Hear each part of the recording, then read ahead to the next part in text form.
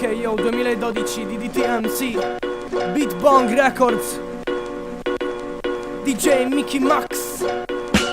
Ho chiesto al mondo il perché di tutte queste lacrime, di queste pagine marchiate in rosso come fosse sangue dell'immagine. Non è un cazzo di trucco, è un altro incubo reale, un altro mistico, ritmico esercizio cerebrale. Smuove, sollecita e intanto recita la parte di chi conferma il vero contenuto in un suono per l'occhio nero, mantenendo lo status fra calma e sclero. Confermano, non dispero, a questo giro il cielo crolla per davvero. Meditate gente, meditate mafia, ditate, vivete le vostre vite dettate da schemi e congetture che sicuro dalle peggio paure sono state generate. Beat Bong Family.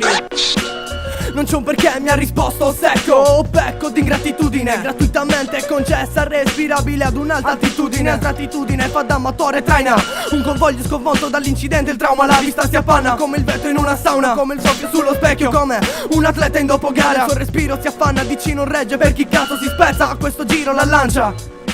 Shit.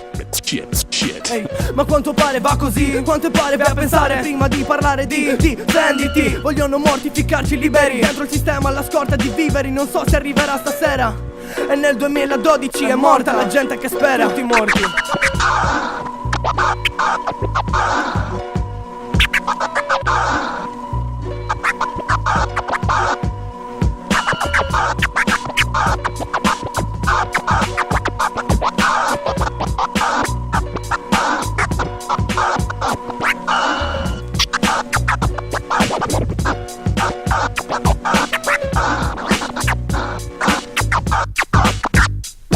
È una storia infinita, ciclo continuo, noi ci fermiamo. Continuo questo cammino, conto sulle dita. Chi conosce quanto tanto ci spacchiamo per la storia che vogliamo che un domani dovere venga trascritta. Avevo un'armatura, spesso è stata trafita, ora è scolpita sul mio volto e sulle dita. Non restano che solchi vuoti, aspetteranno l'avvento della matita per dare al foglio una forma e una vita.